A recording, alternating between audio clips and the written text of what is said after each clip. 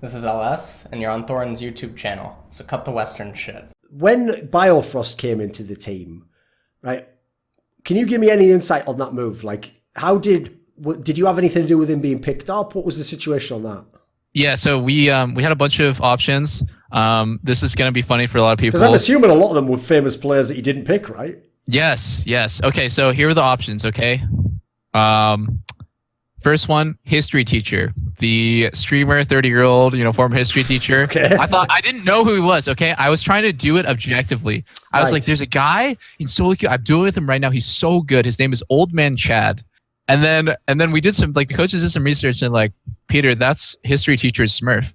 I was like, well, I still think he's good. Why don't we give him a fair shake? We have to let him try out. So we planned this trip to Korea for tryouts. And the top of my list is history teacher to bring with us to this tryout. And then the coaching staff is they're not having it. They're like, Andy, Reginald is just telling me there's no fucking way we're going to get history teacher as our starting support. I'm going to contact every Chinese team, every Korean team, and I'm going to get them to let us try out every support that's not on their main roster. So we had a billion tryouts lined up of sister team supports over the course of our 1 month boot camp. And then they're like, but there's some days that we don't have, we have scrims, but we don't have a tryout for support. So you have to pick a random solo queue support to bring to Korea with us for those, to just fill those days so the rest of us can scrim.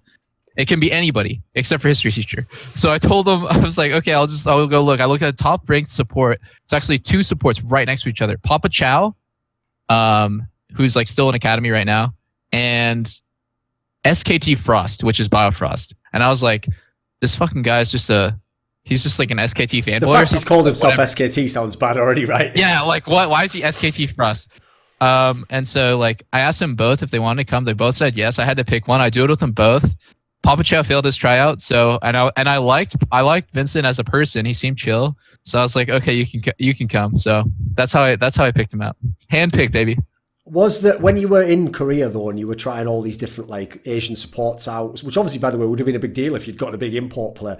Were any of those people at the time that weren't well known but actually are famous now? Was there any big names there? Yeah, Ignar was literally it was between in the end it was between Ignar and Biofrost, and that year was the year where Misfits almost upset SKT. It was a 5-game series between Misfits and SKT, and Ignar popped off. Because it seems like Ignar would be your sort of support, right? He's lane player, plays all the playmaking champions. Sounds like that's a Doublelift support. Yeah, no, I think Ignar was extremely good, and I don't really know what the deciding factor was, other than I think we thought being a native English speaker was good, and Ignar had been. Previously, he had an experience. I talked to everyone who had ever played with Ignar before, and he was on Winter Fox actually for a super brief time. Yeah, and I think they had a bad experience with him or something. Yes. He fucked them over last second on the signing window or something bizarre like that, I think. Holy crap, you know everything. So yeah, it was a bunch of really small stuff, but I still thought it was very even in terms of skill, and we just went with the fluent English. So fair enough. Okay. Yeah. Right. I have to ask then about this though, because if we look at the chain of supports you've had before, so you had Chowster, and he's in a position where, basically he's the font of all knowledge. You have to do everything he says. But the difference is, it's a lot of it's right. What people don't understand about Chowster is when he said that famous quote of a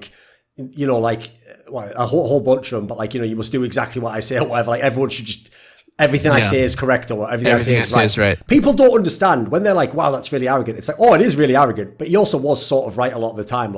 It's one of those bizarre scenarios where it's he's not wrong, he's just being a bit of an asshole, famous quote. It was like that, So I can understand totally why your career was the way it was at the beginning there. It makes sense. Then you got aphromoo, like you said, once he got on your level, it's more of a 50-50, Yellow Star, we'll forget that for now. It didn't work out. It was only brief anyway. With Biofrost, in line with what you said earlier, it does sound a lot more like Doublelift's the mentor figure now, right? You're kind of the leader of this thing, and you've got a guy under you who you're hoping, remember, never been a top LCS player. He has to get up to speed pretty quickly.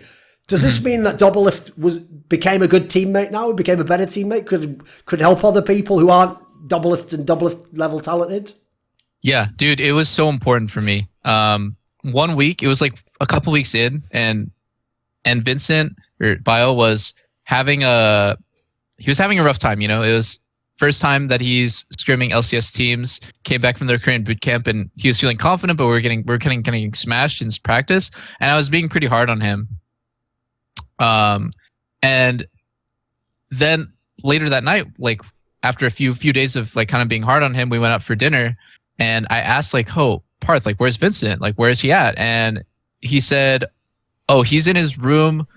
He's like binge eating snacks and he's watching TV because he's really depressed." Jesus, the double effect. I was like, "Oh my god, I had such an effect on him. Like this is my fault that he's not here with us right now." And so like after dinner, I went back and like I apologized to him and said like, "I'll try. You know, I didn't mean to like be so hard on you, and like I'll try to do a better job of like not being tilted in practice because I think we're still really good." And like just that experience of having someone who like looks up to me and like letting them down, I think I learned a lot about like just from playing with him and being like that. I just learned a ton and I grew a lot as a person. So yeah, it was a good time. It was a good time. After that, our relationship was like smooth sailing, I think. Do you remember, right, I'll take your mind back a little bit. Back in season 5, it was in the spring split. It was when you still had Link and you had Scar as your coach. It's just before the split that you got Coach Chris and Paul Belton that you won, right? In fact, I'll tell you one of the reasons why you might remember this vaguely. It's because privately, me and you made a bet and you said that CLG would win that split. And then if you didn't, you had to like call me Lord on Twitter or something, right? And even though I won this bet, I even said years later, like, I actually feel a bit bad because obviously like the core of that team was really good because he did win the next split. So like you were just one split early. That's your problem, you know, like. Yeah. So anyway, when we had this conversation, at the time, because of the perception from outside was like, even if Doublelift's good, you know, he's a toxic teammate and toxic teammates never win. And, you know, because the notion people always have is that it doesn't matter how skilled you are. The idea is if you're super skilled, but you bring everyone else down, then the team ends up being shit, right? That's the logic that people apply. And hence you've seen it follows the career of people who have the label of toxic, Forgiven, Dardoch, you know, and until you finally break through and you win, that narrative will always follow those people. Like it haunts you. So one of the things I did at the time was, I remember I was telling you, like, I was trying to explain to you, because listen, I'm not a player myself, so I don't know what it would be like to be in a team environment, but I was trying to explain to you the concept that what you've got to do is kind of like what you were alluding to earlier. It's like a lot of the time you're probably, to them, they think you're raging at them because they did badly in the game. But a lot of the time, my theory on it from knowing a lot of people who have this type of personality type is it's usually actually a mixture of like, yeah, you might be annoyed at something they did, but part of the problem is you're also frustrated that you didn't win, and maybe you're even frustrated at something you yourself did, but you think, oh, well, I'll take. The difference is I'll fix my problem myself. You know, I mean, to make sure this guy knows that what he did is fucked up, and unfortunately, that gets communicated to them as though like, oh, you know, he never addresses his problems. He's just only ragging on me, and it becomes even worse. And what I told you at the time was, I gave you this Kobe Bryant documentary, right? It's a really good documentary, by the way. If anyone hasn't seen it, it's called really Kobe Bryant's Muse. It was a very good one. He did it when he was injured, and so it's like he gives all like the inside info, right? And the thing is, in this documentary, one of the core things he tries to explain, and by the way, I will say it as a caveat, Kobe Bryant, I think, was like 28 years old when he became a good teammate. So, you know, like he had a lot more time to mature than a lot of LCS players do. And I mean, how old are you now? 25. Exactly. So you like obviously you know you had to learn a lot of this in a much shorter span of time. But one of the things he tries to explain that was kind of a genius point was he says that one of the things he had to learn as a player was like, I have to find a way when I have a person whose personality type isn't that they're super critical or they're not like insanely driven to win at all costs. So, you know, they're not like me, basically. I can't treat them like they're me. And more importantly, I've got to find a way to like take the part of me that is like that, but isn't about being the best player, and find it like, is there something in them that I could like inspire, or is the way, or does this guy need like a different way to be motivated like I'd be motivated? And the way he explains it is like he had to find a way to like transfer like the champion's mentality DNA to the other players in his team and get them to goal. So even if it's some guy who's like, you know, the bench player, even the bench player comes in and he's thinking like, no, I'm like, they all believe I'm one of the best players, like I can win, you know. It's like a way of doing that. And I will say at the time, you did, just for humour's sake, because I know you won't get mad at me saying this, your response to that was sort of like, so what am I meant to do from that? And I was like, well, you know, we give it a try.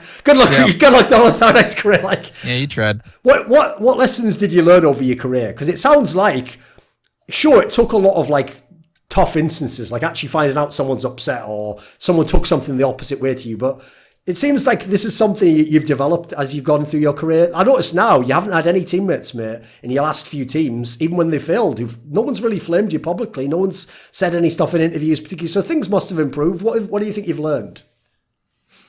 Like, what's the essence of being a good teammate? I think my natural instinct is just to be a dick to someone, to try to get them to improve. Like, I think like that's always my gut instinct. I can't get rid of it, no matter how hard I try. Like, if someone does something really bad, the first thing I think of is like, how can I make them feel bad about that so that they won't do it again? But like, I know it's like what I should do. I that's not what I do. That's what I immediately want to. But like, I think the main thing I learned about like being a compatible teammate is, yeah, it's really similar to what Kobe said, which is, I need to figure out like the way that they are okay with receiving feedback. I think a really famous or like a more recent example would be like Olleh, where he's like a bit more delicate than the people that I played with previously. Like a lot of the people I played with has extremely thick skin. But with Olleh, like I had to like dance around the problem a little bit more and like not go like all out blunt, because that would just like, I think the first thing or the question I ask myself is, what do I say to this person to get what I want? And right. Yeah, like that's the difference. The only answer. If you find the answer to that, then that's what you need to say. Right, I see. Yeah, that's quite an interesting distinction, yeah, because the difference is obviously if you just express yourself without thinking, you might think you got the message over, but they might receive it completely differently. Yeah, that makes sense. Okay, what about this then? So when you were in TSM, like this is the part of the interview where people have to realize, like if you're a massive fan of TSM, you now want this to be a 2-hour interview where we go through every split in depth, talking about all the great times. But bizarrely, instead, what actually happens now is, this is when you know you've had a pretty good career, mate, is we're actually going to sort of fairly quickly go through like major championships. And so even though a normal player, like the entire interview would be like the one championship they won, when you've won like 4 or 5 championships, you can't, it'd take forever to go through all that. So what about the first time you did win with TSM was obviously the split where, like, it's harder to have a better split than this. I think you won every series in regular season except one. I think it was like, what was the team? Phoenix won, beat us, upset us. That was it. Right towards the end, beat you guys. But other than that, it was insane. Obviously, you were fairly dominant even in the playoffs. Like, it was too easy. What was this time like when everything's working? I think it's going to be the opposite of what people think. We're winning every single game on stage, but our environment is so stressful, and we're like so on edge with each other that, like, every day that we go to scrims, Bjergsen and me are arguing about something like macro wise. We're like mad at Hanser for like not using TP or not communicating well or something in game. The only quiet people on the team were Svenskern and Biofrost. They were really soft spoken, and basically they were sponges where we just directed our attacks at them and they would just take it. But like, other than our 3-pronged attacks, we were usually bickering between like top, mid, and AD. So yeah, it was not like this a carefree, friendly environment during practice. But then we had like kind of the idea of like, no matter how hard we are at each other, like during practice, at the end of the day, we're always friends. So we would like hang out, and I think this is where like a lot of our team popularity came from, which was like we streamed and we just did dumb shit together, or like we would just go out to eat and like film it or something. So yeah, I mean that it was really, really stressful, but it was also like super enjoyable to be on that team. And then after we had this insane run, the expectations of us were so high for that Worlds. And then we blew it. What's new? I blew it. And then we basically repeated the next year. Right, when you had this particular era where obviously you and Bjergsen particularly were standout players, the team was working really, really well in the LCS. Obviously, no one could really fuck with you guys. You were always winning. It was always like almost a foregone conclusion you'd win the LCS. What was this period like in your career? Because I always used to think back in the day, another problem in some of those CLG teams was like not only personality-wise were some of those people themselves not able to take harsh criticism, etc., But even when some of them were good players, they weren't necessarily like good in a way that gets the respect of someone like Doublelift, you know. Whereas I thought, right, Bjergsen is going to be perfect, because Bjergsen, before you joined the team, was just in a team where there were a bunch of like players who, to be fair, TSM even I kind of admit this, like they probably kept some of their players for too long because they'd had success, you know. They should probably have removed the likes of Dyrus, etc. earlier, you know, and brought in newer players. So I thought, right, Bjergsen's just coming from a team where he was like having a hard carry and they've just lost. Doublelift's coming from a team where they didn't like his attitude and thought he was too aggro, you know, but he's really good. Right? Players like that, even if they argue, there'll be some level of like respect of like, right, well, listen, we've both been in the same position. Like, at least me and you are going to do our jobs, right? You can kind of start from that understanding, right? And that's a pretty good place to build a championship team from. Yeah, you nailed it perfectly. Like, we always had a kind of deeper connection because there is just the understanding that like, we were the best players on our team, and like at times we carried 4 deadweight players, you know, like at some point. And so like you get props from other players when you like your reputation is you're the reason for your team's success. And like I think Bjergsen was that for TSM, and like at certain points I was that for CLG. So when we got together, like there was basically nothing that could ever like remove that respect. Even if we got into like pretty, you know, heated discussions or arguments or something about something, no matter what, like we were always respectful of each other. And yeah, I think the rest of the team all looked up to Bjergsen a lot of the time, since he's the kind of player who after scrims, he'll walk back to his desk after the review and he'll just start watching replays.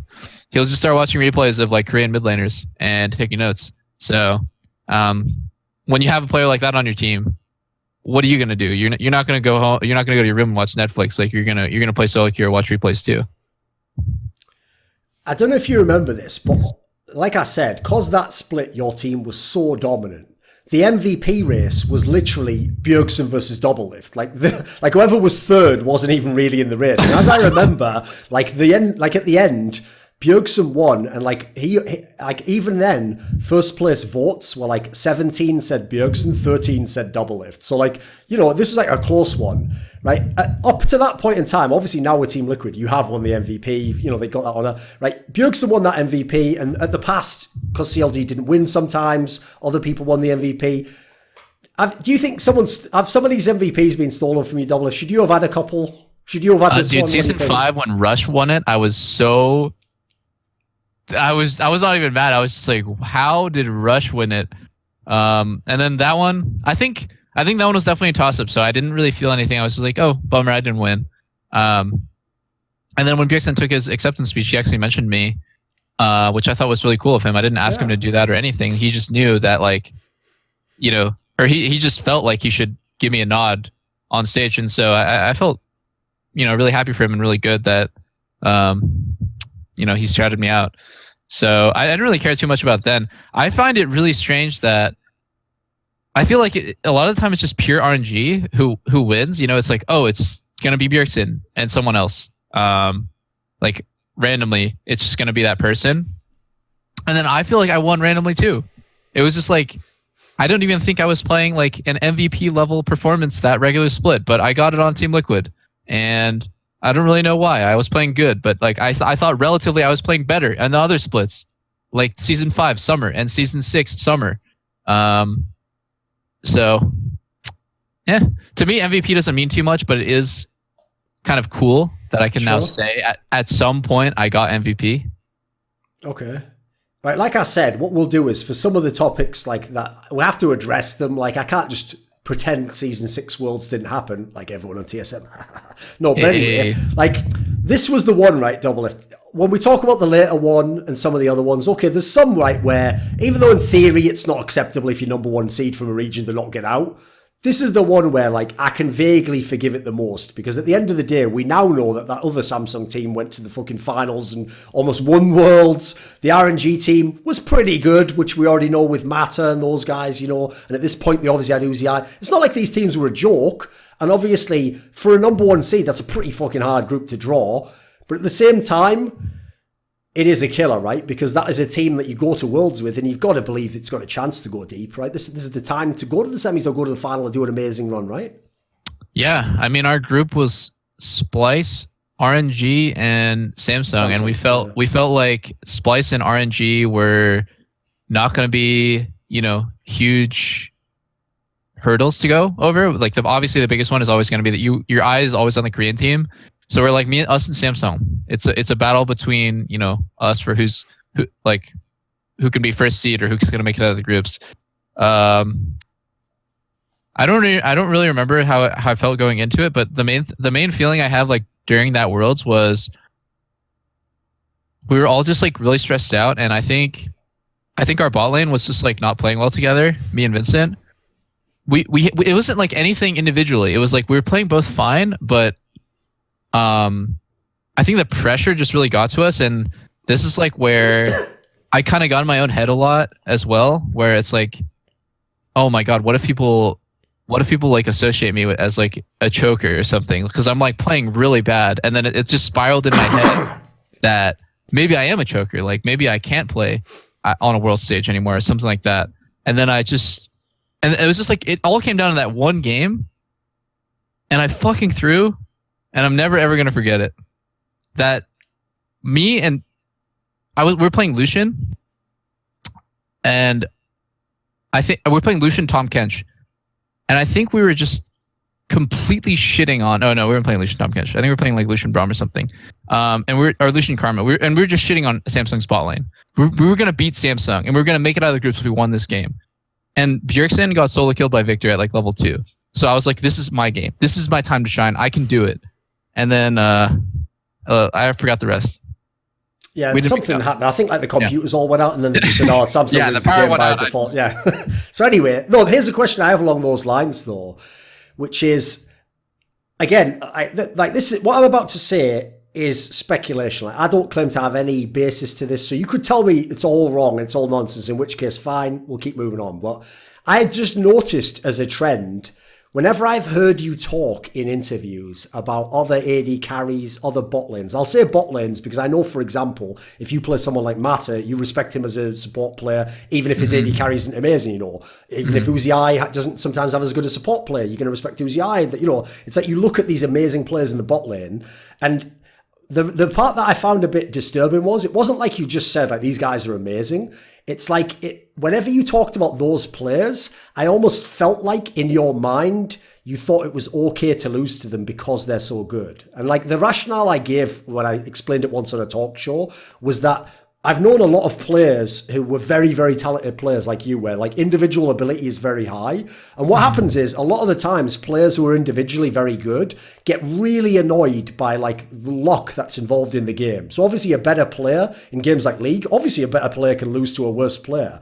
So because they get so annoyed by that, they feel like, oh, I'm better though, I should win every time. And so what's bizarre is in the same way they'd get annoyed if a worse player loses to them, they kind of feel like it's only logical they should lose to a player who's better than them. So if Doublelift plays Uzi or Doublelift plays Deft or something like that, in his mind, it's not like he's trying to lose the game, but in his mind, if he loses the game, it makes sense. It's logical.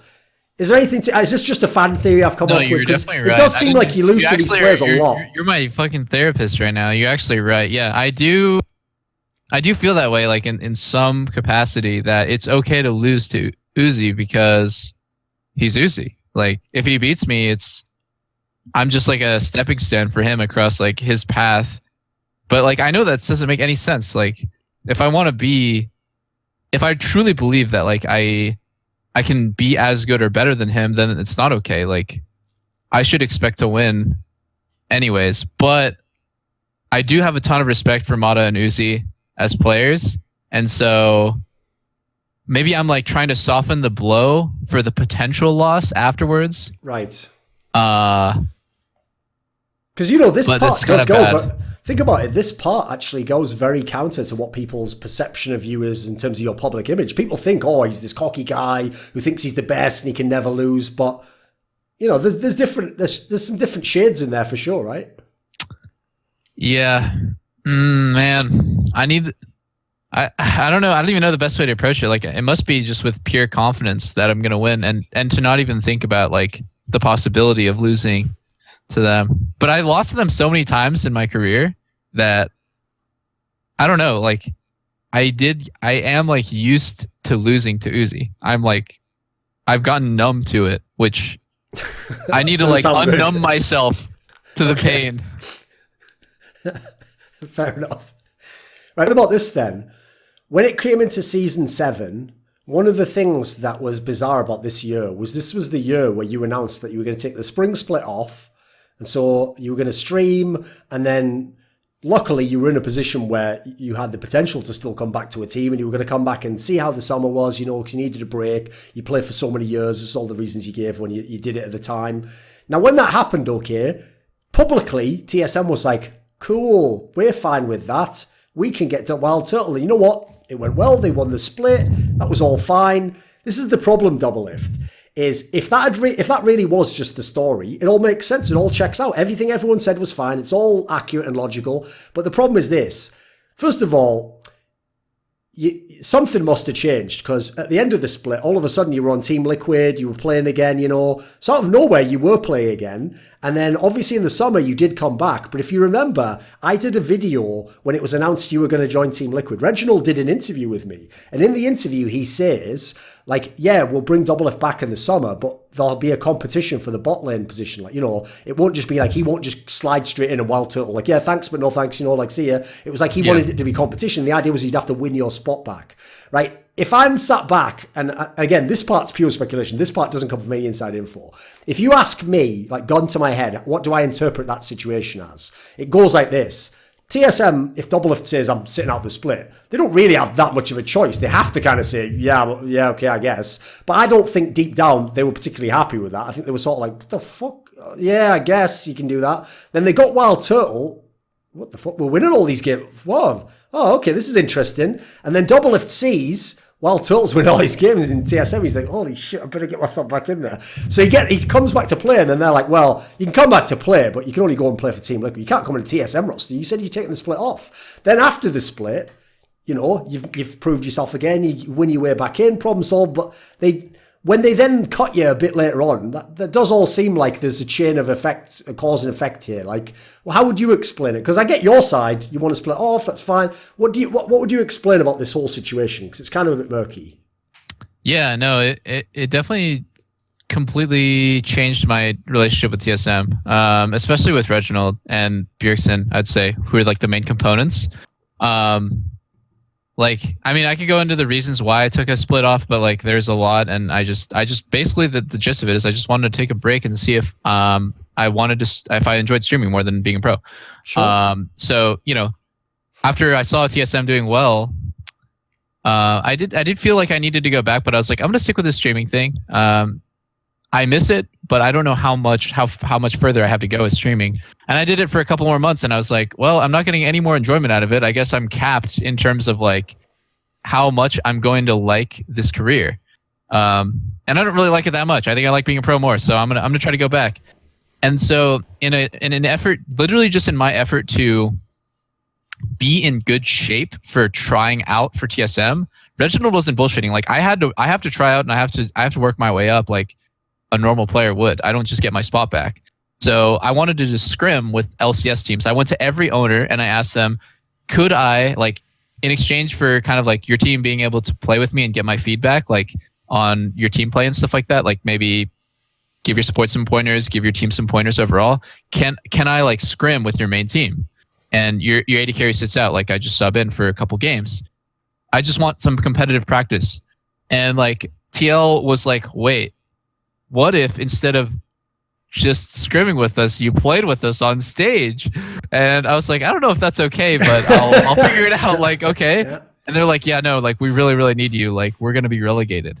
And then I looked at the standings, and TL is like actually in last place.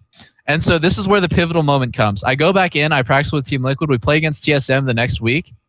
We beat TSM. The 10th place team beats the first place team in LCS. And I'm like, I shit on Wild Turtle. I shit on TSM's bot lane. And I think if I did not do that, I would not have had such an easy time. Like if we did not win that series, I would not have had an easy time going back to TSM. Like they wouldn't have taken me so easily. And actually the next split, like kind of segue that, like the next split, it started and like I was in talks with TSM and they're telling me you and Walter are going to split time, and it's just going to be 50-50, and whoever plays better in scrims that week is going to play. And I think part of that like reason why they wanted to keep him and split time is because they didn't trust me that I wouldn't just take another break the next split, that I wouldn't just like do the same thing. And even though I told them like over and over again, I'm not going to do it. Like I can understand why they would be hesitant to not get fucked again, to not leave themselves vulnerable. So then Walter went to start on FlyQuest, and he said, I don't want to split time with Doublelift. Like I'm just, rather be a starter on FlyQuest. So now I'm the starter again, and they just bring in Mr. Ralles as the sub to just, again, for insurance. And like, we're splitting time in scrims and stuff, even though he never gets to play on stage. Like, I think they're really paranoid that I would do the same thing the next split. Okay. By the way, just as an aside, because this isn't that relevant in your career, but one not added benefit that you've probably even forgotten about of when you temporarily joined Team Liquid is obviously you helped them in relegations in the promotion tournament, right? And I can tell you, because you'll just appreciate this as a person, right, is that to this day, even though that's not the only reason his team didn't get into LCS, Loco is still so salty that you beat his team there, because he's like, what the fuck? This is so unfair. Team Liquid got to use Doublelift and then they just beat me. And it's like, yeah, get wrecked, Loco. Yeah, actually, that is a little unfair. Still funny, though. Yeah, it's funny. Oh my God, I forgot about that. Right, if we discuss then Season 7 Worlds, like I know each one of these is like pulling teeth, so every time it's like, everyone expected a lot of Doublelift, what happened?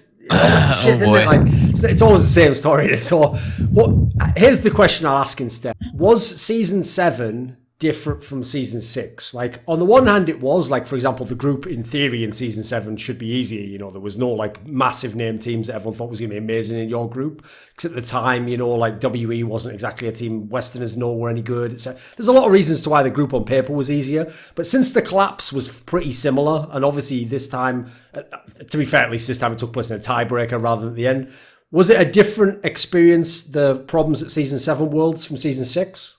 Because it's obviously the same team, right? Yeah, the biggest difference I think was Season 7. The pretty much only thing that mattered was how well your team played around bot lane. That was the meta with Ardent Sensor being really insanely OP. So everyone was just playing Janna Lulu and just hyper carry ADs every game. And I think it sounds so like a cop out to say, but like I think the way that your team was kind of designed to play really mattered a lot then. Like, I think if your team was really, really just had like very clean teamwork between the lanes, then you're good to go, because your lanes could help each other out, and it was essentially a like ping pong effect of like your bot lane pushes and your bot lane helps mid, and then your mid lane pushes because he got help, and then your mid lane helps bot. And so you saw that like really clearly throughout the whole Worlds. Like as it progressed, essentially the most dominant strategy was that ended up happening was tank top lanes or really, really insanely strong TP top lanes, TPing bottom for a dive, or like roam heavy mid laners. So people are playing like Malzahar and Ryze and Karma, and those champions can just push and roam bottom. But the problem was our team, partly due to like my fault, like we didn't really work well together between the solo lanes. Like we were famously a team that like did really well top lane, mid lane, and bot lane just individually, but we didn't work well with our jungler, which was huge. And we didn't really work well with each other like in the game. So yeah, like our win condition was basically like win lane, win game, and it didn't work. So then we switched to try to scale and go late game, like stall the game out, and that didn't work either. And then we were just lost. I think I like have a ton of regrets from that Worlds, because it was like really on my shoulders to figure out like the right strategy for our team, and I was just a pussy, and I didn't really like come up with anything good. And so we just lost. Yeah, keep going. Go ahead. One thing I wanted to ask actually about this though, because obviously you were in this position a number of times, is what has it been like when your teams have gone to Korea in terms of like the way you practice? Because I've always wondered for Worlds, the thing that's bizarre about it as a tournament is it takes place sometimes months after the split in the past, you know, sometimes there's a big gap between the end of like where someone finished playing and then when they started the next official game at Worlds. So there's this big break, which means you get like the boot camp and then you get the whole thing where during Worlds you're practicing. And I've always wondered with different teams, like what was their philosophy for what they were using the practice for? Like, you know, sometimes you see teams on week 1 play one style and then on week 2 they're playing totally differently. So I've always wondered, were they overreacting to like the actual official game they played on week 1? Was it just that the scrims between week 1 and week 2, they thought, well, this wasn't working, so we'll go to something else? Like in this team, for example, were the decisions being made on the officials? Were they being made on how scrims went? How do you make the decisions to how to play basically in a tournament like that? Well, the loudest voices on your team just have to decide. They have to do something. And sometimes it's the coach, but most of the time that I was on TSM is usually me and Bjergsen.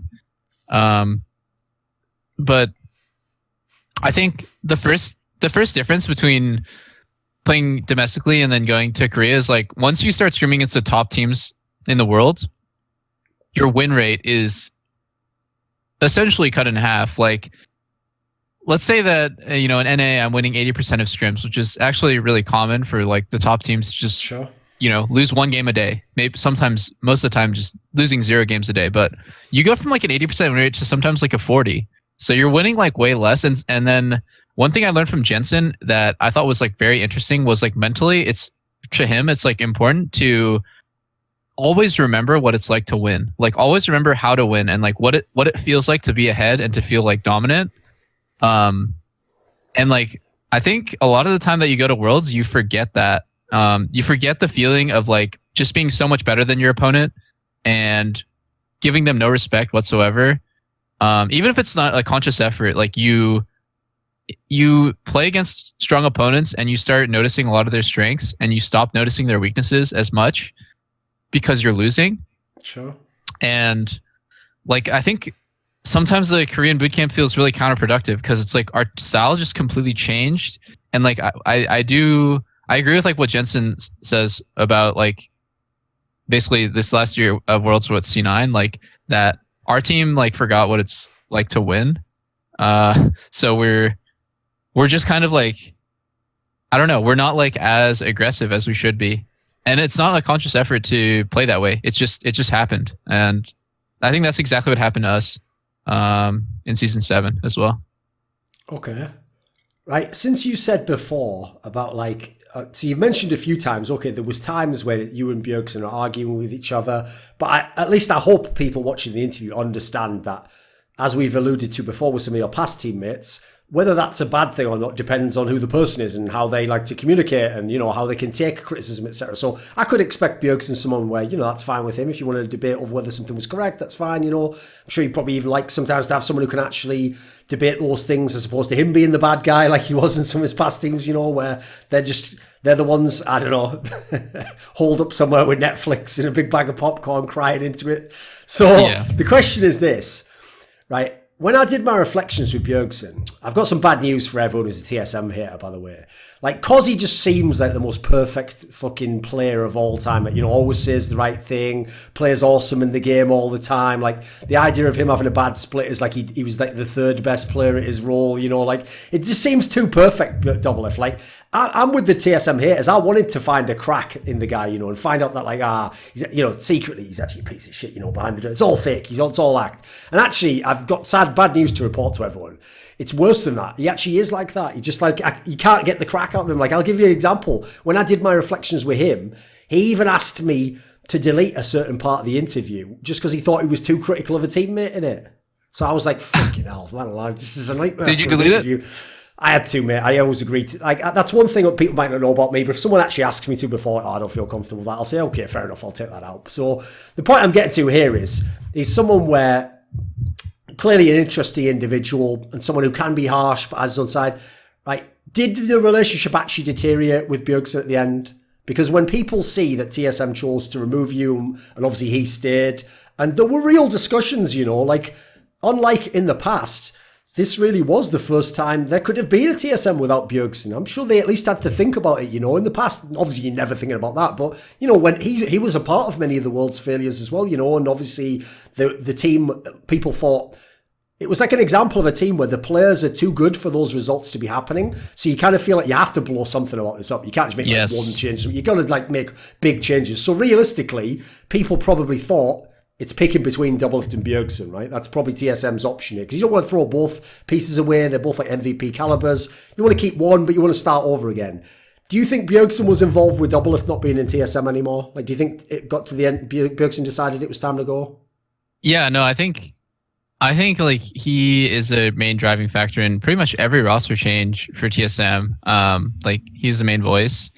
And like, I don't even really necessarily disagree with it. Like, that's why I wasn't like super salty or anything about it afterwards. Was they have to make a decision, like, what are we going to do? And they basically went with, this is how I understand it, they went with like, we want to get Sven and Mithy, but normally they wanted, like, in the very beginning they wanted to get Mithy solo, but like they wanted to stick together instead. It was a package deal, and they knew for sure they wanted to play with each other. So then the offer became like, are you okay to split time with another duo? Basically, we're gonna have 2 bot lanes, and or possibly we're just gonna kick Biofrost and like just have you as like an alternate AD carry. And I said, maybe I'll think about it. And I thought about it for a while, and it was like, I just didn't want this super awkward situation where it's like I'm like breaking up this like years-long friendship between Sven and Mithy, sort of. Like, I don't really think like that would ever, it would never happen where Mithy would pick me. That's how I felt. Right. Like it would always be extremely biased to the bot lane that had played together. And I just didn't really, like, this is my ego talking, I just don't really like the idea of splitting time with someone. It doesn't feel good to me. So I was just like, okay, like, I guess if that's my option to stay on the team, I understand like why you would want to get Mithy, because again, he's like a super world-renowned shot caller. It was throwback to Yellow Star. He's like, supposed to he's supposed to be able to fix all the problems for the team. So like that's why you went with him. So I'm just gonna go find another team. And yeah, that's just how it went. I don't think like at any point me and Bjergsen lost respect for each other. I think like the team just had to make some tough decisions, and that's just what they went with. Right. When we did that episode of Narrative Wake, it was at the beginning of season 8 when you just joined Team Liquid. And then in it, I said, like, I kind of like, how do you even describe this? Provoked. Not even really provoked. I kind of just like asked you to trash talk Bjergsen, right? Just for the banter. Because I was like, you were teammates with him. It's famous that you always kind of like trash talk everyone. That's just your thing, And so I was like, I was kind of challenging you. Can you even think up any trash talk for Bjergsen? Because obviously he's such a fucking good player. But it's like, you can trash talk everyone is the whole thing if anyone hasn't figured out, right? So at the time, you gave some trash talk, which was pretty fire. Like, you came up with the angle, which, by the way, is totally true. That, like, over the years, he has become kind of a bit more of a passive player, and sometimes his mentality did seem to be like, I don't want to lose lane, so I won't roam, etc., or I'm in a bad matchup, so I'm just not going to give up anymore, Which, listen, I'm sure there's times that's the right move, but there's also times where it's like, if you're the best mid laner in your entire region, like, come on, mate, like, isn't it kind of your job to be the star player, Yeah. So, do you actually look back now, and aside from some of the problems, was it actually as good as a duo as you thought when you joined together? Like, was playing with Bjergsen what it was cracked up to be? Was it what you wanted it to be?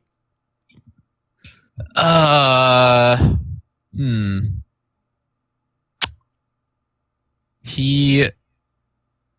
think domestically he smashed everyone, and then internationally he smashed Crown once with Syndra, and then other than that, I don't really remember. I feel like it was though. Like, overall, I can't really make any complaints. Like, he was like basically one of those fucking perfect teammates where, yeah, you're looking for the crack, but there's nothing. The only thing is, like, sometimes he's a little like too serious and he's like too dry. But no, like the memes about him being like too passive and like only gluing himself to mid lane are like born out of truth, but they're like slightly exaggerated. So he was fucking good.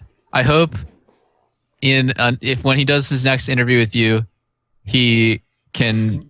Yeah, come on, man up, Bjergsen. Just give us the fucking trash talk we all know we wanted. Come on. No. Like he better fucking say the same shit about me. Right. Okay. That's all I'm saying. I see. Okay. Because you took it easier in there. Like I saw for a few seconds at the beginning, your brain was like flashing through things you could say, and you were like, "Ah, shit, if Bjergsen's deleting stuff, fuck, I better just be nice to this guy." I'm gonna have dinner with him tonight. I can't. Right, I can't okay, fuck him over like that. What about this then? So one of the things about that team was when Season 7 Worlds happened, it was obviously worse because it was the same lineup put back together again. So it made people think like, oh, this lineup just can't work. Like if it failed 2 Worlds in a row, especially because it's won the splits, that means like there's something about this lineup that just doesn't get to the next level, you know? So then what about this question? Clearly, domestically, you and Bjergsen were doing awesome. As an actual team, was the team ever like a complete team? Like were there ever moments in the history of the lineup when you were in TSM where like, okay, it didn't do well at the Worlds, but like if it had gone at a certain different point in the year or something, you could have actually been a top team? Or was there something where it was a good team, but there was like there was a crack in the team that didn't quite work, or some element that wasn't complete yet? Like, is it logical to you when you look back that you didn't succeed at Worlds? Yeah, no, I definitely see the cracks. Like, we're not really connected, and dude, it's so sad because like this NA, to win it, you only have to play at a certain level, right? Like, but to go to Worlds for Korea and China, just by nature of having better teams overall, you have to play at a different level. And then you go to Worlds, and it's like, how fast can you make that difference up between where you're at and how much it took to be the first seed from, or like the go to Worlds from your region, and how much it took to go to Worlds from their region? You have to not only make up that difference, you have to pass them up in skill, in like team skill. So I felt like I like wouldn't have been sad if we just like went into the next year, Season 8, and like we had the same roster. I would have been like okay with it. And like to me, it felt like you could take it both ways. Like we could have had like too much time already, like 2 Worlds. Okay, that's enough. You guys fucked up. Time to go home. Or you could have thought of it as like, we were really close both times. We were 1 game away both times. Is it really going to make like a huge difference to make any changes? I didn't really think so, but obviously like, you know, TSM is very, very ambitious. And then yeah, I'm just going to say it felt fucking good to see them lose to Clutch the next split. That's all. Well, here's the thing, that you say it like a meme there, but like, that's a serious question. There's got to be something satisfying about the fact that the teams you've left, okay, fair enough, CLG did win a split still and make the MSI final, but you know, overall, you've clearly won many more championships than them since then. Now you've left TSM and you've won the championships with Team Liquid while TSM's struggling. Like, these teams might even be right on certain levels if they say, well, we had a problem with Doublelift, or we didn't like the way you did something. But you have been more successful than the teams you have left. That's got to mean something, right? Yeah, it's pretty vindicating for sure, dude. It would feel so bad. My ego, I don't think I could handle it if I left the team and they just did even better and they went further. You know, like this year, if TSM went to Worlds and they like went further than they went with me, I would have just felt terrible. Just felt awful. You know, oh my God, what did I do? Like I was the problem. What is like different about them now that like that I wasn't able to bring when I was on the team? Just stuff like that. But I don't know, like, part of it, I think it just comes down to I have a lot more drive when I get kicked off a team than if I'm like stagnant on one. That sounds dodgy because now it looks like Steve. It's like the best way for me to improve. Right. That's not a message to Steve there. Like, don't listen to that. That was in the past. Now he's really driven. Now he actually prefers to stay on teams. Drive. Yeah, exactly. Okay, what about this then? So when you came to Team Liquid, obviously this was because it's the start of franchising. People might remember almost every roster in the LCS was like wholesale changes, sometimes 5 new players that haven't been on the org before. So obviously it's not like you joined Team Liquid like the old teams. It was a core, you know, you came in, it was a totally new lineup. And then when they made this lineup, Doublelift, right, when you actually agreed to join Team Liquid, had any of the other players already signed? Like, what was the timeline in that sense? The only player that wasn't 100% signed and was like still undergoing like investigation for possible options was support. And oh my god, dude! In my like memoirs or some shit, like when I'm done, I'm gonna write the most. This is the biggest clickbait ever. I'm gonna write the most spicy fucking memoirs because our options were insane. Like the possible iterations of our roster were just so funny to me. And like, okay, so in the end, there's a lot of logical reasons to choose Olleh because of like the pre-existing Immortal synergy and how well Olleh played like the last year. So we went with him, but it was already signed. It was guaranteed that I was going to play with Jake and Eugene, and like we had won on CLG together before, so I felt like we were doing a fucking throwback to CLG Super Team. Right, here's the thing. Well, I'm glad you pointed that out because that was what I was going to ask you. This is why I wanted to know when you joined and like who the people there.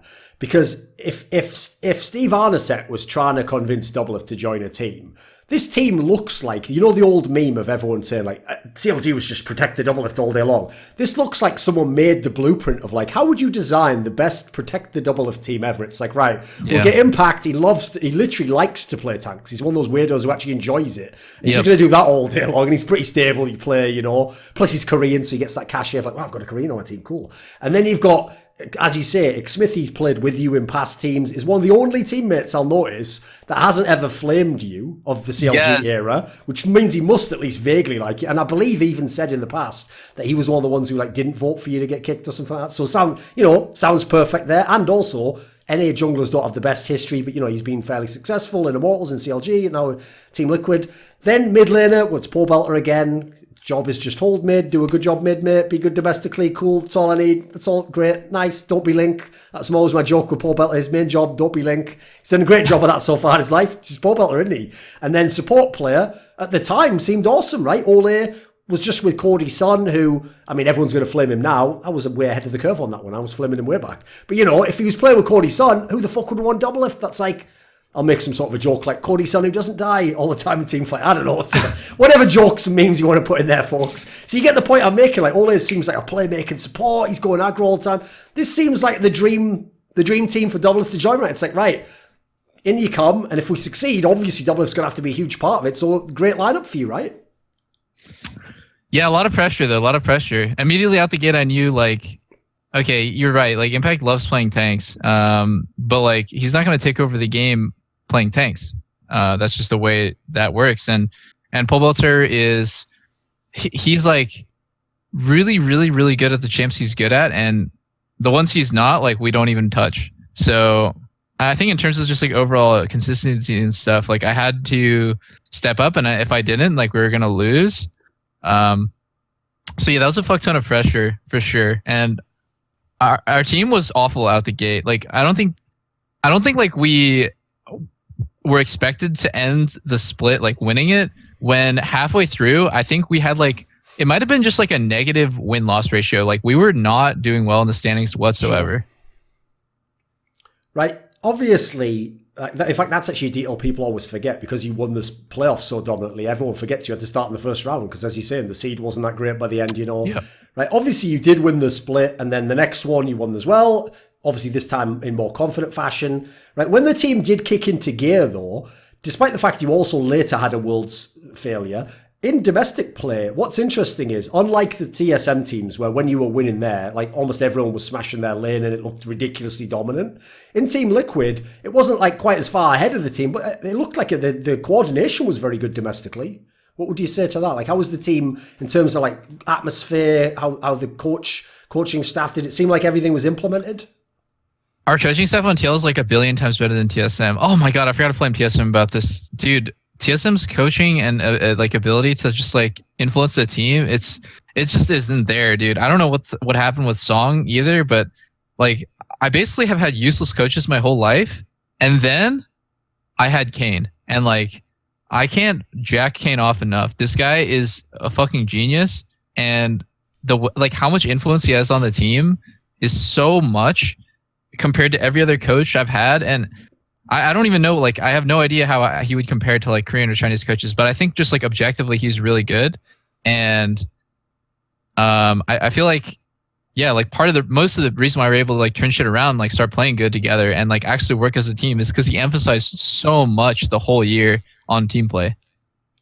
Oh, that actually reminds me, there was a question on TSM that I didn't ask, which I should have asked, I forgot to sadly, which is one of the things I wanted to ask about was when you said, for example, in Season 6, when you guys had that dominant split, that even though in the game, outside basically it looked perfect, like, oh, they must be getting along perfectly, and they're winning all these games officially, that actually, like, any time, like, a scrim went badly, like, there was a lot of pressure, and a lot of, like, basically a lot of scrutiny, even internally, on, like, every little thing that's going on. I mean, people might remember, this is part of the reason why Weldon made that famous statement that, like, he didn't even know if it was sort of, like, ethical to allow you guys to continue going that hard in terms of like practice in the future, he thought it was like too much and the burnout's going to be too crazy, right? One thing that people often mention about TSM as a way to try and explain away like the world's failures, and again, I think there's a grain of truth to this, is that obviously to be on TSM means there is insane scrutiny that isn't with any other team. Like even if you're on a team that's just as good as TSM, the expectations if you're on TSM is that you, like basically if you don't win the split, you failed.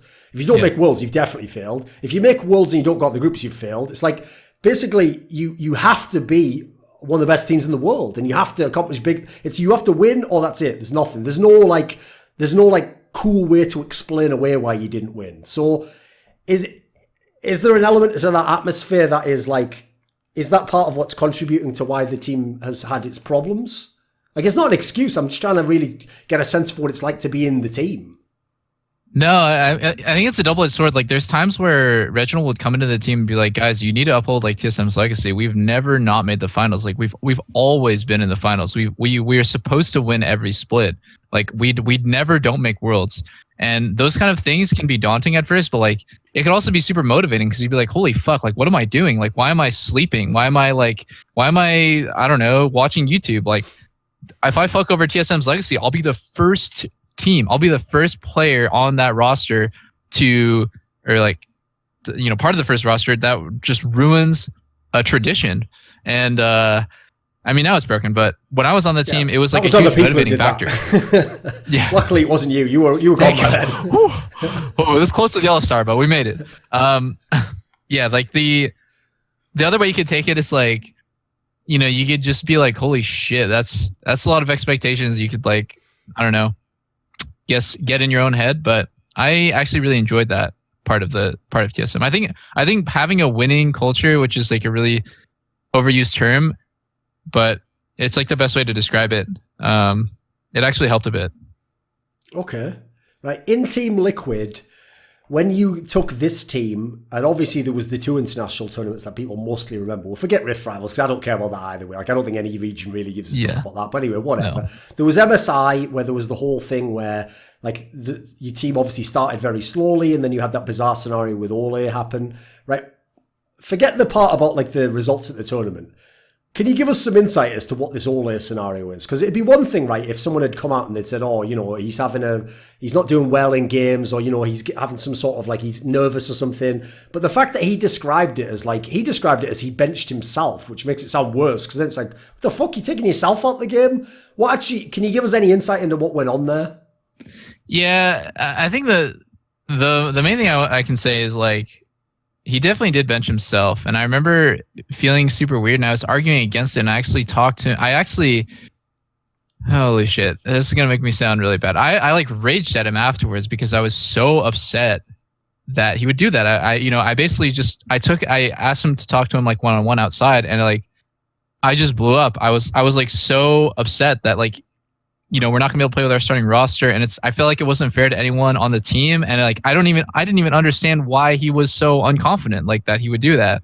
And I just kept like repeating that it's just fucked up. Like what you did, you didn't like, even if you didn't mean to like hurt the team, you basically are like fucking our chances by doing this.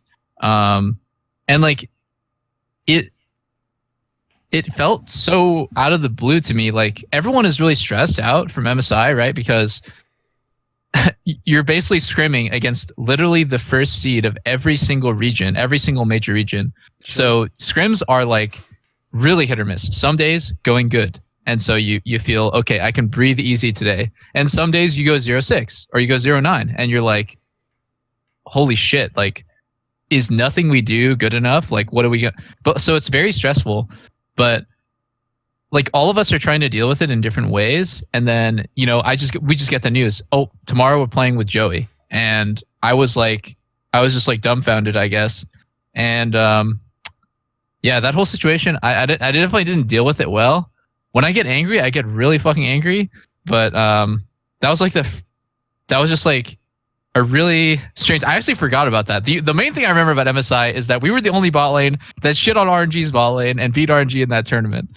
But yeah, that was the high point. That was the low point. Because when you said earlier, when you were like giving an example of what Olleh was like compared to the others, and you said like he was a bit more delicate, like you couldn't just sort of like launch straight into what a problem is. You have to like, dance around it a little bit, like find a way to introduce it. So was this part of that experience? Because, from the outside, I mean, seeing him in interviews, he always seems like a really, upbeat guy. Obviously, he's Korean, so you think to yourself, well, they must be used to like really harsh criticism from the way like Korean culture is. Yeah. What was the experience of playing with Olleh like in that sense? Yeah, like I am definitely really blunt overall, and I think like especially in the beginning, I would like frequently hurt his feelings just by saying stuff like, just very. I don't like beat around the bush. I just like to tell something like, I think this is bad, or like, I think you should do this. Instead of doing this, you should do this, or like, you should try this. And I think like the part of the problem is like, I think he just thinks about it too much, and he like overanalyzes like that. I'm actually trying to say something else. Like I tell him X, and he thinks I'm trying to tell him Y. But I really told him exactly what I wanted to tell him. Okay. And so like I started like realizing how much of an effect this had on him when like he would intermittently tell me about how like the way I'm giving him, like the way I'm talking to him is like affecting him mentally, like makes him feel bad, it makes him feel like lonely or something. And like I didn't realize like that wasn't my intention at all.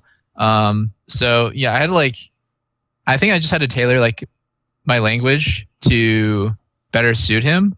And like our team had, overall a lot of problems, but I'm like happy to say that despite like the fact that me and Olleh had basically complete opposite personalities, we played pretty well together. Like, I don't think at any point we were like a huge weak point for the team. And, that's in spite of all the problems that we had, personality wise. Even though, obviously, it's years ago now that the whole thing happened with getting kicked out of CLG, and then whether or not aphromoo was directly responsible or whatever, or maybe he was just a voice in it, right? By the time you played 100 Thieves in the spring finals, and then by the time you played them in the semis of summer, etc., was there still any sort of element of like, I want to beat aphromoo, I want to get revenge over him, all that shit? Was that still a present thing? Not really. At that point, I was so disconnected with like the time that we'd spent together and the revenge that I wanted. I mean, it was like 2 years, so I didn't really feel like it, but I thought it was pretty cool. That was my favorite teaser of all time. I'm gonna like give you guys a quick throwback. It was the one where it's old clips from like 6 years ago of me and Afro, and like they're asking Afro like if he wants to win it all, and he's like, yeah, of course I think I can win it all. And like they're asking me where I think I'll be in 5 years, something like that. It was like a really, really sick hype video, and it made me feel pretty good that like even despite like all the shit me and Afro have been in, how long we've been in it, like we're still meeting each other in the finals. That means we're hella good. And yeah, I basically just, I don't know. I think Olleh wanted to win more since it was Cody's son, and they had just finished playing with each other. One thing I've noticed, by the way, is that I always used to tell people who are from other esports games, because like obviously people in CS, for example, there was never that much crossover in League of Legends. They'd always be like, do you really care about that game? Like, and I would always tell them, like, I like it as a game. It's not like my favorite game, obviously. Mainly I've always told people I like the scene. It's like there's a global scene and you have massive professionalism and all stuff. But one thing I often told people from games like CS is like, one area that you have it way better than League of Legends players is like, if you're like a really sick Counter-Strike player, it's pretty much in your hands how good you stay at the top. Because if you just keep practicing, you're dedicated, and you stay on top teams, odds are, like, the game doesn't change that radically. It's still going to be a fairly similar game in 3 years from now. So if you're, like I say, as long as you take care of your side of the equation, you can still be the best in 3 years from now. You're a very good player still. But in League of Legends, you can see the turnover of pro players has been massive. Like, if you just look at some of the people in every year of LCS, some of them aren't even in the LCS 2 years later, or some of them are on, like, the worst team in the LCS 2 years later. And it's very rare, actually, like you're saying here, that you have people like you, aphromoo, and European. You have like Soaz, obviously you have Bjergsen, Reckless. You have a few names. There's not that many, actually, if people start really counting them, who can last like half a decade and be at the top or near the top, and or have like one split that you drop and then return back again right after. So what do you think it is? What are the essential qualities do you think a player has to have this like longevity to his career in League? Like, how have you done it? I think you really have to love the game, even though it changes so much. Like, yeah, CS might have been the same for a really, really long time, but like League, if you compare the way it is now to how it was a few years ago, like it's really, really different. So you have to love like actually the idea of the game more, and like accept the changes as like, oh, it's fun. If I was playing the same thing for 8 years, it would be kind of boring. Maybe like if it's changing, it's kind of cool. So, because if you ever fall out of love with the game, I feel like it's really hard to force yourself to practice. It's really hard to force yourself to think about it every waking moment. It's just hard to feel like any passion for the game. So I think like we're just one of the rare, like we're just in a small group of people who love playing and also have like all the competitive qualities, you know, like constant self-criticism, just like the drive to win, just competitiveness, always comparing yourself to others, I guess, or to comparing yourself to like the idea that you have of a perfect player. And yeah, I mean, that's pretty much it. Also, you can't be lazy. That's a big one. There's tons of talented people who love the game but are lazy. Right. Obviously, I alluded to it earlier, so let's bring it up now. The guy who made r/Doublelift's trophy cabinet. I'll give you this, right? It's sort of like a game of League of Legends. A trophy case, sorry. I'll make it like a game of League of Legends. You know what, mate? You were winning the early game so fucking hard. It looked for a while like you were going to win the game for sure. You know, I had like a great gold lead on Doublelift. He'd won fucking nothing. He'd never even been in the final. And what's more, his own teammates are coming out, flaming the fuck out of him. It looks like, you know what, it's looking great for you. This game's just over and you've got years of quality meme material in on him. It's just wrecking him. And obviously what's great about that as a meme is the longer it goes empty, the worse and worse it gets. It actually snowballs. Like, he was in such an insane advantage. The problem is Doublelift.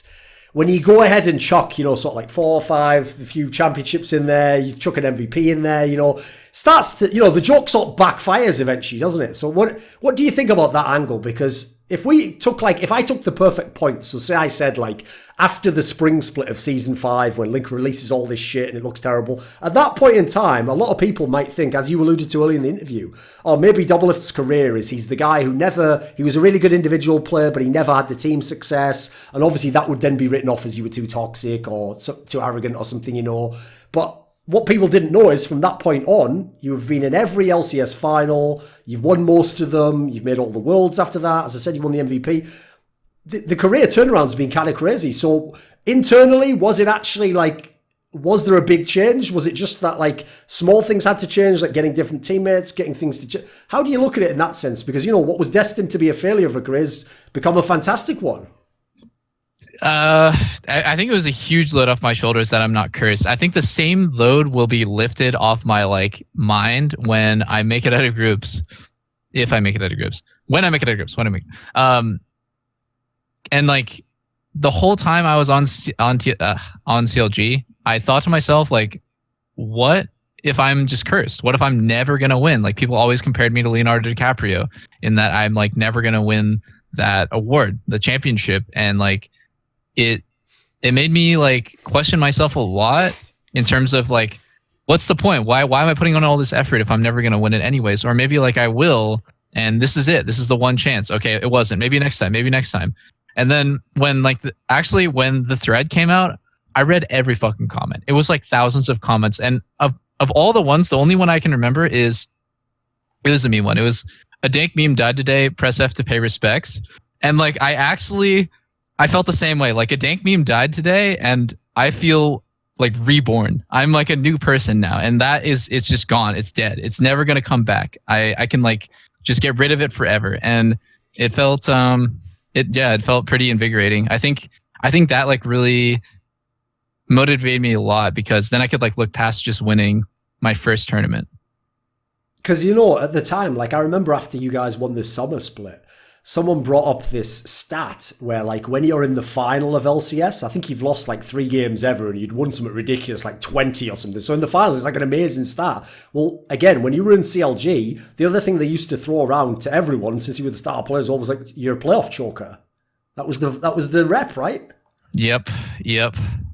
Felt pretty bad. The rep,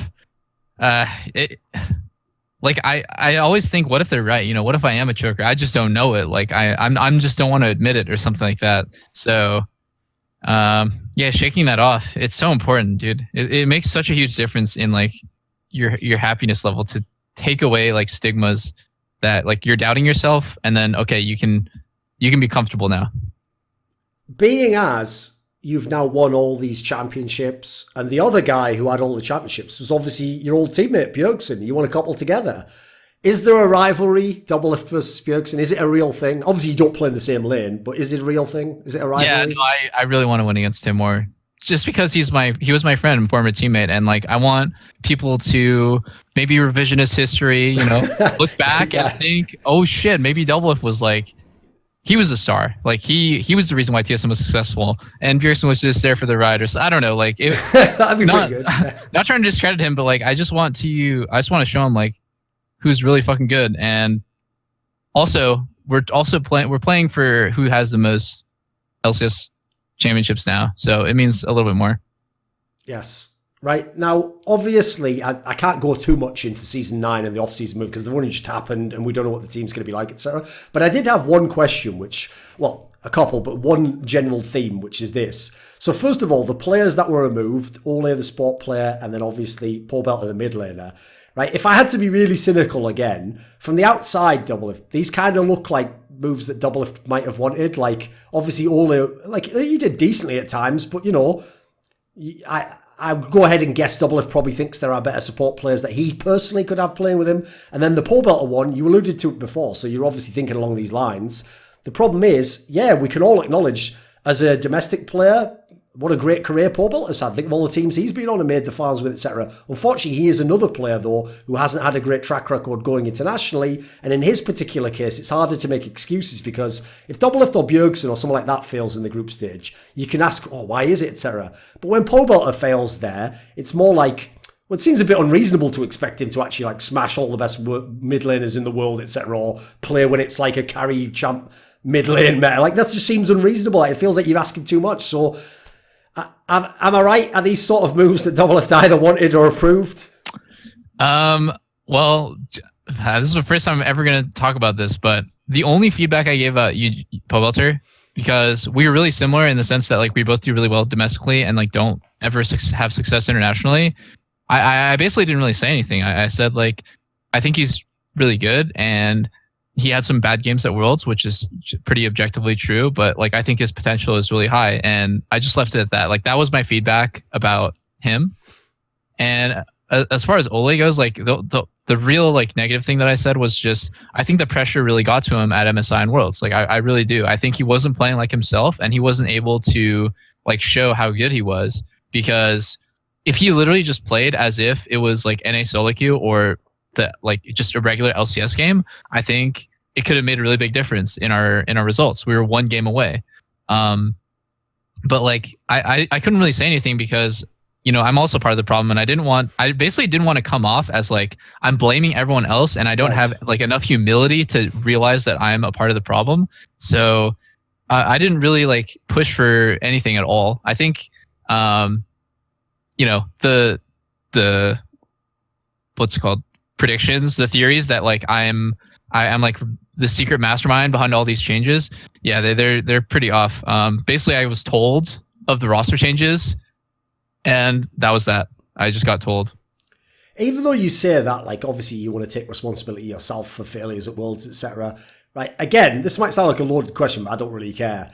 All the other Worlds, if I go to Season 5 Worlds with CLG, obviously, if you look at some of those bot lanes, like it is pretty unacceptable to lose to some of those. If you go to Season 6 and Season 7, just on paper, TSM actually should have a solid chance to get out, you know, and you did do some misplays. Season 8 wasn't great, and I don't know, actually on this one, at least, to be fair, you didn't get as much hate, because a lot of people were just like, even before the tournament, fuck that, Team Liquid's going to lose. So, like, I guess on that level, it wasn't as bad. But I have to say, Doublelift, I actually thought Season 8, you personally played all right at Worlds. You didn't seem like you made big misplays that I can remember, like some of the past years. Yeah. Oh, thank God you noticed. Whew. I was working on it the whole time.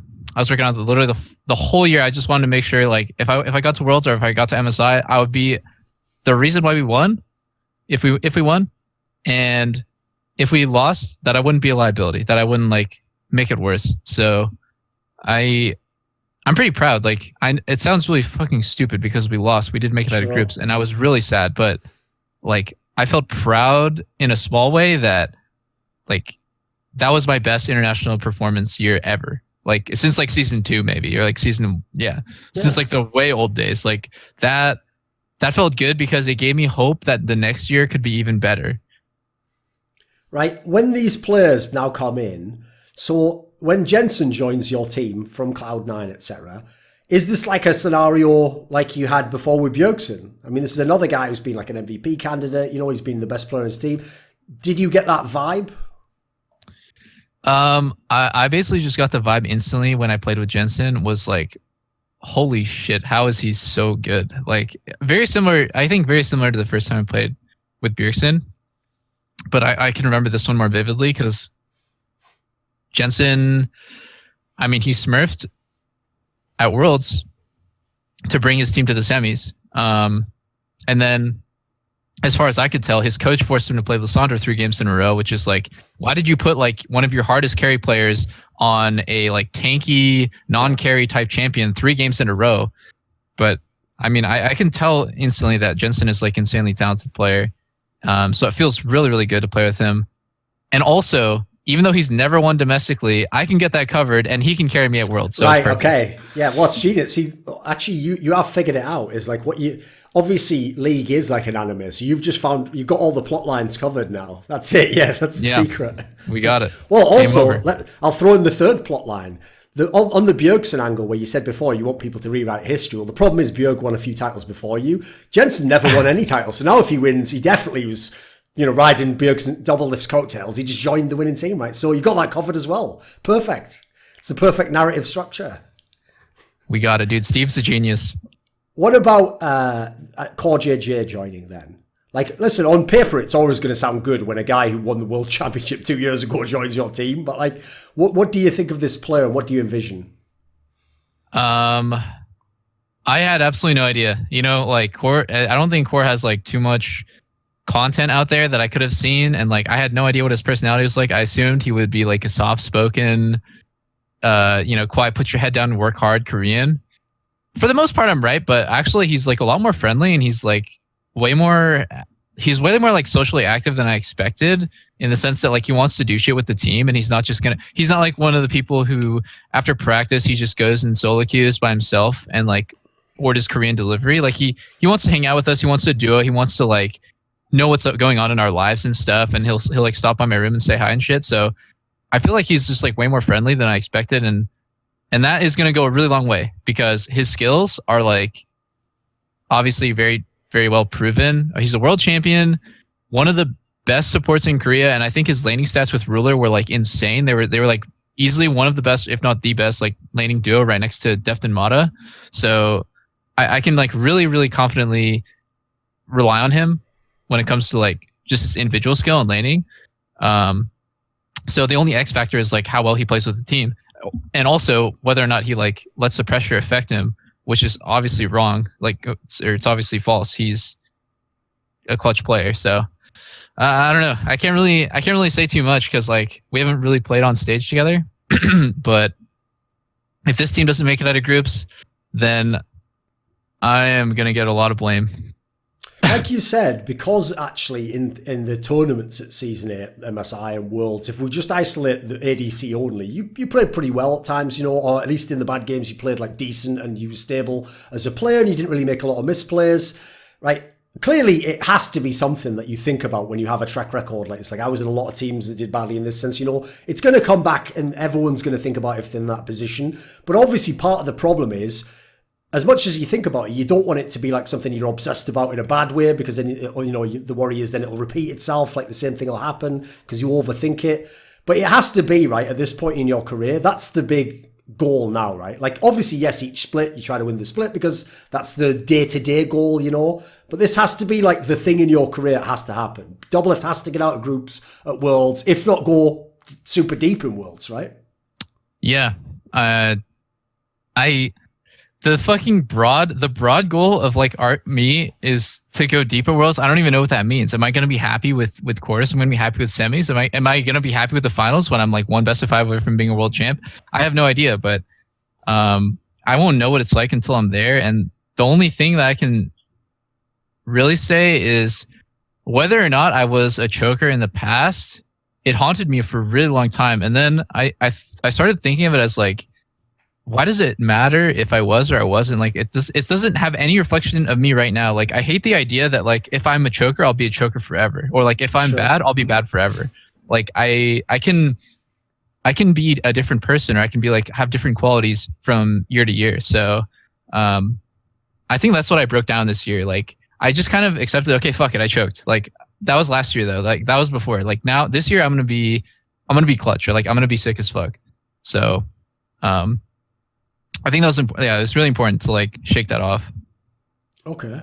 Right. Since you said before, like, you thought a key quality for someone playing the game for a long time is that you have to love the game on some level. Like, even if it's like as you alluded to there, even if it's just a mindset change, like, for example, instead of complaining about everything getting changed, you go, oh, well, I guess in a way it's good because now I learn new stuff. You know, like, there's always ways to do it. There's always mentality issues, right? Clearly, Doublelift has this. Clearly, some of the other names I mentioned do. Bjergsen, let's throw in some others, Froggen, etc. These guys, there's a reason why even in the off-season these people play League of Legends, like, even when they don't have to as their job, you know. So does that mean, like, you know, there's a lot of players in the past who would have said, oh, I'll play for a few more years, or, you know, I'll win the championship, or something, you know, they had some goal in mind. Since you played for so long, if things were great, like there was enough money in the game and the LCS is still going and Worlds is still a thing, could Doublelift be a player in like 5 years? Could you still be around then? Can you be like not like a lifelong player? Because I don't know, that might be a bit of an exaggeration. But, you know, could this be a really long career?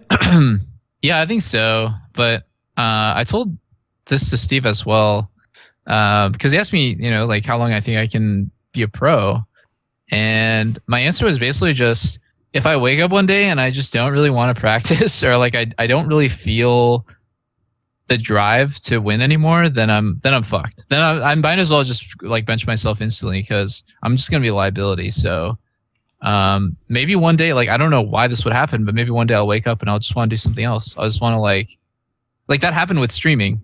That happened when I took a split off on TSM, but I don't know if that'll happen again. I think something would have to change. Like, I would have to fail out of groups by going like 0-6, and I wouldn't even be close to making it out. Or I like win Worlds and then I lose all my competitive drive because I accomplished like the pinnacle of competition for League. I don't know what it is, but I don't really see myself stopping for a long time. Since now the Team Liquid lineup from Season 8, obviously that's done and dusted because Paul Belter and Olleh are out of the team. It's a different lineup coming into Season 9. As you referenced before, the interesting thing about the Season 8 lineup as well is that you, Smithy and Paul Belter, played on CLG in the past and won the championship. And then obviously Smithy, Paul Belter and Olleh had played on Immortals. So, you know, Smithy and Paul Belter have played on a bunch of different teams now that have all had success. And then obviously 2 of them also included you. What is it about those players, or the 3 of you playing together? Why did it work? Why was the success to come from this particular mixture of players? Because for people who don't know, like, Paul Belter for most of his career was kind of the player he is now. You know, he was no one ever thought he was ever shit. No one ever said he was the best. He's just Paul Belter. You know, he was what he is.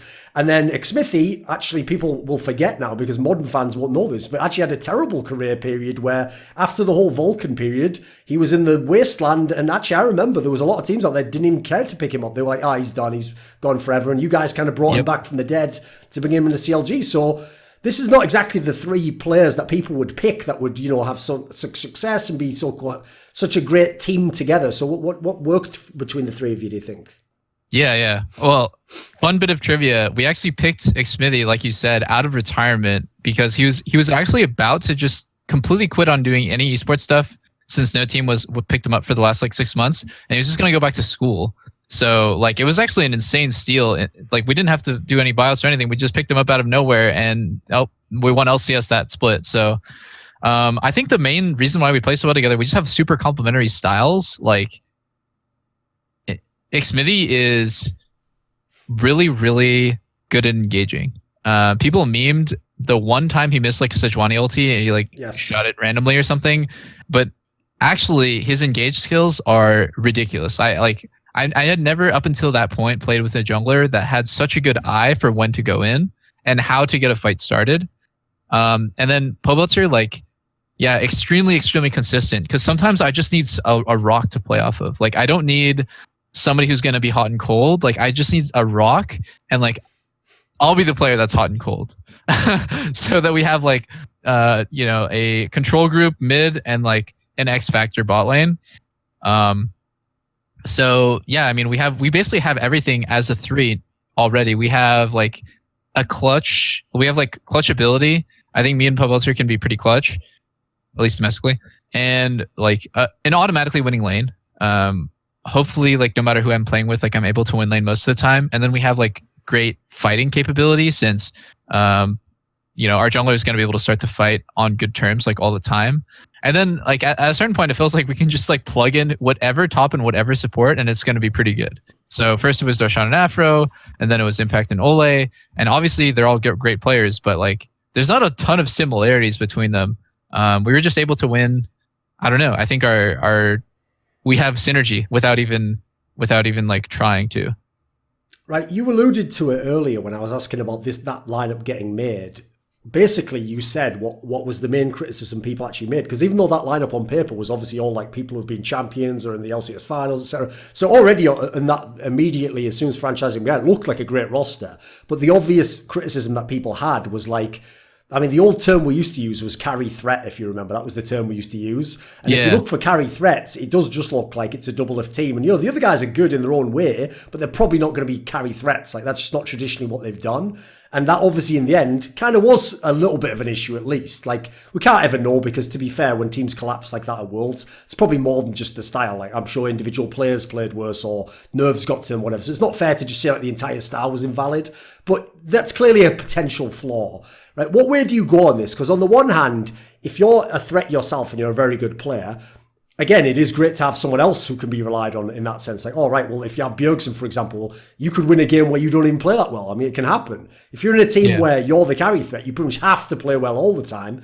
But you know what? I know some people, especially in some people in sports, even like some Kobe Bryant type guy, might even like that. He might be like, hey, yeah, give me all the responsibility. Like, I think I'm the best player or whatever. So as long as everyone else does their job, yeah, I will carry the game. What do you think of it? You've been in teams that had both and in many different variants. What do you think on this topic? How does Doublelift like it? It's actually so funny because like I watched one of your videos right around the time I joined Team Liquid, and you were talking about how like a really great player like who knows he's good will like want the ball, and I thought that was like really relevant to me because like I was kind of like really nervous because I didn't know if I wanted to be on a team where like I'm the only quote unquote carry threat. But then I like after I watched that video, I don't even remember what the fuck video you said it, but like I realized that like if I really am confident in myself and I think I'm good, like I should want this responsibility because I should feel like I'm capable of handling it more than most people or more than anyone.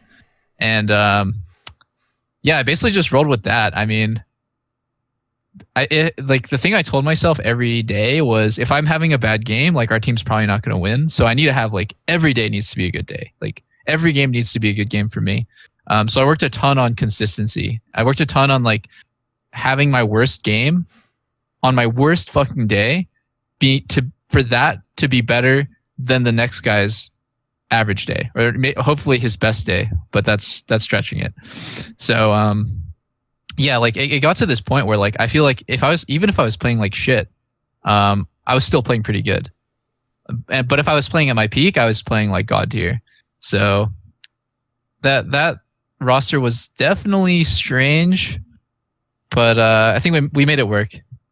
For people who don't know, though, again, because you have to always take into account, not every fan, in fact, most people watching this interview obviously haven't been around since season 2 or whatever. Like, a lot of them have just heard stories of it. So that is a drastic difference, though, Doublelift, because in the early days of your career, as we alluded to with the Chouster comment about, like, you put yourself in scenarios that you get out of, but only on a mechanical ability, and, you know, a really great player wouldn't have put himself in that position. That used to be one of your core failures as a player, right? Is like, you were the player who had the ability to do anything in the game, but that also, in terms of playing style, meant you could have a lot of inconsistency, right? The variability was crazy. So it's actually a big step to be able to have a level of consistency and even to have the mindset of like, I've got to be like that. Because I've often felt like young players, for example, half their problem is they're going for too many players. You know, you don't want them to not go for any, but at the same time, they're going for all of them where it's like, yeah, if you'd have won that, you'd be even more ahead, but you could also risk losing the whole game if you go for that. It's tough to get that through to people, I've noticed, to do with your coaches, etc. Yeah, for sure. There's players with a crazy high range where, like, at their best, they're as good as the pros, or they're better than the most pros. And at their worst, they're literally the only reason why their team is losing. If they were a different player, like if you plugged in Sven into that, where I feel like Sven's range is like relatively small, but it's still at the high end. Sure. But it's like he probably is not the kind of player that's ever gonna pop the fuck off and just like hard carry the game. It's, you know, like that, then that team would have won. So I think it depends on like what your team is going for, and like what kind of player you want to be. But I used to be like have a crazy high range. Like way too big. And I think that was like, I think at Worlds especially, it's that kind of shit. Like it shows so much. Just one bad game and you are 1 out of 6, you know. Yeah, actually you're 1 out of 3 losses on the way to not making it out. So you can't, it's not worth the risk. You just have to be good even when you're bad. Right, I know that way back in the day, I think it was from season 2, there was that story where when you guys first went to OGN, there was actually like a Korean team that I gave you an offer once to join. And like, you know, I remember they said back then, like, oh, I think it was Kelby or something, they said, like, oh, he thought about it. But like, there's a difference between thinking about an idea, like when I alluded before to me of being like the coach of Fnatic. Yeah, I thought for like a week, like, wow, imagine what that would be like. But then after a week, I was like, of course I'm not going to do that shit, dude. Like, I'm not even the coach. What the fuck am I talking about? Like, you know, it wasn't really ever actually a possibility in terms of what I would have practically done. So later on than that, was that the only time you ever got like a crazy, but at the same time, a little bit tempting offer like that? Because I know, for example, people like Froggen, Forgiven, Reckless. Some of these people have had offers from China, from some of them even from Korea at times. Obviously from Korea, it's usually not going to be like an LCK team. It'll be like a team that's, you know, maybe going to join at the bottom or get in. But from China, some of them were like real LPL teams, you know. Have you had these offers over the years? Have you ever considered any of them for real, like beyond just as a fun idea? I actually really considered the Korean one. I was dating a Korean girl at the time. So there's kind of like a reason for me to move there. And I also was like pretty Koreaboo obsessed with like just like Korean stuff. Like extremely strong esports region. K-pop was popping off at that time. But the real downside, the roster, as far as I can remember, the roster was going to be Reapered, me, and Wolf, and the other 2 spots were like mid and jungle were still being filled out. Right. But yeah, Reapered messaged me on Kakao Talk and asked me if I want to join, and I was like, okay, how much? Like I thought about it. I was like, okay, yeah, you know, I'm interested. How much are we talking? Like, what's the salary going to be? And he said, let me do the. I can already guess it's going to be pretty low. So yeah, it was like $1,500 a month, and I was like, you're like, yeah, dog, I can't make that work. Dog. Sorry. Yeah. Oh, I hadn't thought of that angle, actually. To be fair, yeah, that was actually the era when already NA made way more than Korea. So I guess actually that part doesn't make sense. Yeah, no, it just wasn't practical.